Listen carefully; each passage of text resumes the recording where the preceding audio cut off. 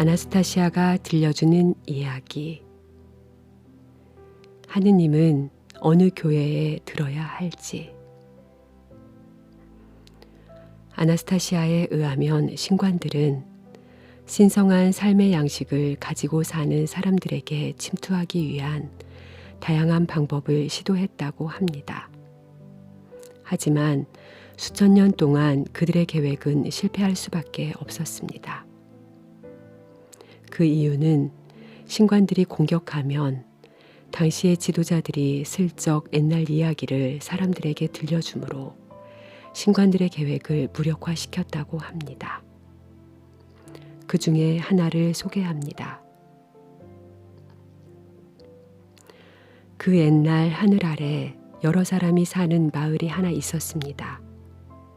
이 마을에는 아흔하고도 아홉의 가구가 화목하고 평온한 속에 풍요롭게 살았습니다.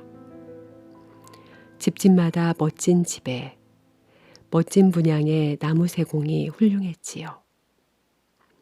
집을 둘러싼 동산에는 과수가 해마다 풍성하게 결실을 맺었으며 밭에서는 야채며 산 열매가 각양각색 술을 놓으며 저절로 자랐습니다. 여기 사는 사람들은 반갑게 봄을 맞았고 여름은 그야말로 낙원이 따로 없었습니다.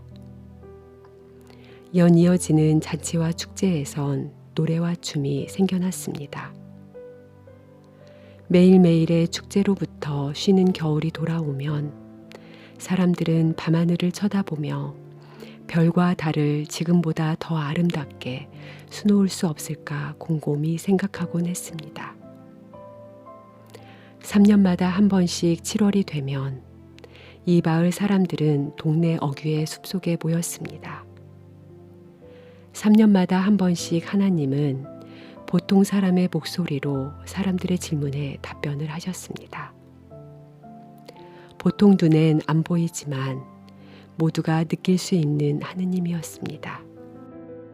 하루하루를 모아 더 나은 삶을 쌓는 방법을 마을 사람들과 의논하였습니다. 사람들과 하느님의 대화는 깊기도 했지만 단순하고 장난스럽기도 했습니다. 이런 시기였지요. 중년의 남자가 일어서서 하나님께 선언했습니다. 하나님, 이번 여름 축제 때 우린 새벽같이 다 모였는데 왜 비를 뿌리셨어요 그래? 하늘에 구멍이라도 난 듯이 점심 전까지 비가 쏟아지더니만 겨우 점심때가 되어서야 비가 그쳤단 말이에요.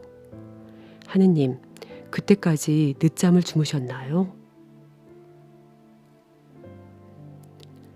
자지 않았소. 하느님이 답했습니다. 새벽부터 나는 어떻게 하면 축제가 성황리에 끝날까 고민 중이었다오. 내가 보니 게을러서 깨끗한 물로 씻지도 않고 축제에 오는 사람이 있었다오. 어찌하면 좋지. 지저분한 모습으로 축제를 망쳐놓을 테니. 그래서 묘안이 떠올랐다오. 우선은 모두를 다 씻겨주고 그런 다음 구름을 쫓아내고 젖은 사람들의 몸을 햇빛으로 따뜻하게 말려주기로. 아, 예. 그 남자는 슬그머니 수염에 묻은 음식을 닦아내며 물러섰습니다. 아들의 입 주변에서도 딸기 먹고 남은 자국을 훔쳐냈습니다. 말씀해 주세요, 하느님. 나이가 들고 생각이 깊은 철학자가 하느님께 여쭈었습니다. 하늘에는 별이 총총한데 별들의 휘황찬란한 문양은 무슨 뜻인가요? 지상의 삶이 실증나면 내가 마음에 드는 별을 골라 우리 가족과 함께 그 별에 가서 살 수 있나요? 어두움에서 반짝이는 천체의 분향은 온 우주의 생명을 말하는 것입니다. 편안하고 조신한 마음으로 하늘의 책을 읽을 수 있습니다. 하늘의 책은 들뜬 마음이나 호기심이 아니라 오직 깨끗하고 의미 있는 생각에만 문이 열립니다. 별에 가서 사는 것은 가능합니다. 누구나 자기 마음에 드는 별을 고를 수 있습니다. 지켜야 할 조건은 딱 한 가지입니다. 자기가 선택한 별에서 지구에서보다 더 멋진 창작물을 지을 수 있어야 합니다. 이번엔 풀밭에서 갑자기 한 소녀가 앞으로 나와서는 땀 머리를 어깨 너머로 획 넘기고 납작한 들창코에 작은 얼굴을 치켜들고 또 허리에다 버릇없이 두 손을 얹은 채 하느님한테 선언했습니다. 나는 하느님께 따질 게 하나 있어요. 오늘을 위해서 난 장장 2년을 기다렸다고요. 이제 말해야겠어요. 지구에 엉망진창 일이 벌어지고 있어요. 모든 사람들이 사람답게 살고 사랑하고 결혼하고 즐겁게 살아요. 그런데 내가 무슨 죄가 있나요? 봄이 되기가 무섭게 내 볼에는 여드름이 난다고요.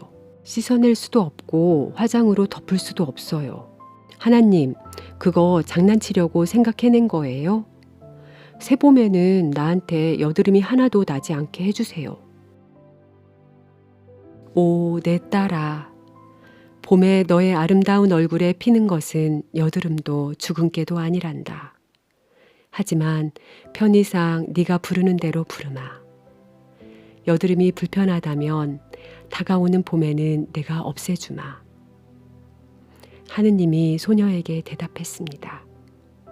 그런데 저쪽에서 건장한 몸매의 한 청년이 일어서더니 고개를 떨군 채 조용히 하나님께 말했습니다. 봄에 해야 할 일이 적지 않습니다.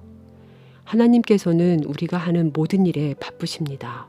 그러니 그 여드름에까지 신경 쓸 필요가 있겠습니까? 게다가 그게 너무도 멋지잖아요. 난 여드름이 난 젊은 아가씨보다 더 훌륭한 건 상상도 못하겠습니다. 이거 어찌하면 좋다. 하나님이 생각에 잠겨 말했습니다. 아가씨의 청에다 약속까지 했으니. 어찌하면 좋다니 그건 또 무슨 말씀이세요? 다시 그 아가씨가 대화에 끼어들었습니다. 백성들이 말하잖아요. 여드름이 아니라 다른 중요한 일을 해야 한다고요. 아, 그리고 죽은 깨라면 말이죠. 그러니까 요렇게 대칭을 이루어야 하니까 오른쪽 뺨 여기에도 2개 더 해주세요. 하느님은 넉넉하게 웃었습니다. 그건 사람들의 웃음으로 알 수 있었습니다. 그 마을엔 곧 사랑이 듬뿍한 새 가족이 하나 더 생길 거라고 모두들 알아차린 것이죠. 이 좋은 마을에서 사람들은 하나님과 그렇게 지내며 살았습니다. 그런데 어느 날 이 마을로 100명의 현인들이 나타났습니다. 이 마을 사람들은 항상 손님들을 온갖 음식으로 대접하며 정성껏 맞았습니다. 열매를 먹어본 현인들은 그 맛이 너무 좋아 감탄에 바지 않았습니다. 그중 한 명이 말했습니다. 사람들이여, 여러분의 삶은 질서 있고 훌륭하오. 모든 가정에 풍요와 안락이 있소. 허나 딱 하나, 하나님과 대화하는 문화가 없소. 하나님에 대한 영광 돌림과 예의가 없소. 왜요? 주민들은 웅성웅성 그렇지 않다고 했습니다. 우리는 하나님과 친구처럼 대화한다고요. 3년에 한 번씩 합니다. 하지만 하나님은 매일 햇님으로 올라서고 봄이 되면 마을 사람 각각의 동산에서 꿀벌처럼 열심히 일합니다. 겨울에는 눈으로 땅을 덮지요. 하나님의 일은 그렇게 분명하시고 우리는 매 순간 기쁩니다. 여러분의 방식이 바르지 않습니다. 현인들이 말했습니다. 하나님과 대화하는 방법을 여러분들께 가르쳐 드리겠습니다. 지구 어디에든 하느님의 성전과 예배당이 있습니다. 이곳에서 사람들은 하느님과 매일 대화할 수 있습니다. 여러분께도 가르쳐 드리지요. 마을 사람들은 3년간 현자들의 말을 주의 깊게 들었습니다. 하느님의 교회를 어떻게 지어야 하는지, 교회에선 매일 어떻게 해야 하는지 100명의 주장이 각기 달랐습니다. 마을 사람들은 100명 중 어떤 주장을 믿어야 할지 몰랐습니다. 게다가 현자들을 섭섭하지 않게 해야 하는데 그게 어려웠습니다. 그래서 모든 현인의 말을 들어 모두가 교회를 짓기로 결정을 했습니다. 한 가정에 교회 하나씩. 그런데 마을 가구 수는 99이고 현인들은 100이었습니다. 주민들의 결정을 듣고 난 현인들은 걱정이었습니다. 누구에겐가는 교회가 하나 모자랄 것이고 누군가는 헌물을 못 받을 것이니까요. 현인들 사이에서는 누구의 주장이 하느님을 숭배하는 데 효과적인가 하는 싸움이 일어났습니다. 마을 주민들을 이 싸움에 끌어들이기 시작했습니다. 말싸움은 달아올랐고 마을 사람들은 처음으로 하느님과 대화하는 시간을 잊어버렸습니다. 예전과 같이 정해진 날에 숲에 모이지 않았던 것입니다. 그리고 3년이 더 흘렀습니다. 마을 외곽에는 99개의 숭엄한 교회들이 들어섰습니다. 그런데 사는 집들은 예전과 달리 깨끗하지 못했습니다. 채소도 다 거두어들이지 않았습니다. 동산의 과일은 벌레가 먹기 시작했습니다. 그것은 다 여러분이 믿음이 모자라기 때문이요. 현인들은 여러 교회에서 설교했습니다. 교회에 더 많은 선물을 바치시오. 하느님께 더 간절히, 더 자주 절하시오. 그런데 교회를 받지 못한 한 현자는 슬그머니 돌아다니며 이렇게 말을 퍼뜨렸습니다. 교회를 잘못 지었어요. 예배의 법도가 어긋났어요. 기도 말씀도 적절하지 못해요. 하느님과 대화하는 법을 가르쳐 줄 수 있는 사람은 나뿐입니다. 이 현자가 누구 한 명을 기어이 설득시키자마자 새 교회가 하나 올라가고 기존 교회 중 하나가 바로 황량해졌습니다. 교회를 잃고 선물을 못 받게 된 현자는 사람들 앞에서 몰래 다른 현자를 헐뜯었습니다. 세월이 흘렀습니다. 사람들은 예전에 온 마을 사람들이 숲속에 모여 하느님의 목소리를 들었던 기억을 되살렸습니다. 사람들은 다시 숲에 모여 하나님께서 답을 해주시리란 기대를 하며 질문을 하기 시작했습니다. 대답해 주세요. 무슨 일이길래 동산에선 벌레 먹은 열매가 나죠? 밭에서는 잘 되던 채소가 잘 안 되니 그건 왜죠? 사람들은 논쟁하고 멱살 잡고 소리 지르고 그래도 모두를 위해 좋은 신앙을 선택하지 못하니 웬일이죠? 우리가 당신을 위해 지은 교회 중 어디에 사시는지 말씀해 주세요. 사람들의 질문에 오래도록 하느님은 대답하지 않았습니다. 하늘에서 목소리가 울려 퍼졌을 때 그 목소리는 밝지 않고 피곤한 목소리였습니다. 모인 사람들에게 하느님은 답했습니다. 나의 아들들이여, 나의 딸들이여, 동산으로 둘러싸인 여러분의 집이 지금 황폐함은 내가 시간이 모자라기 때문입니다.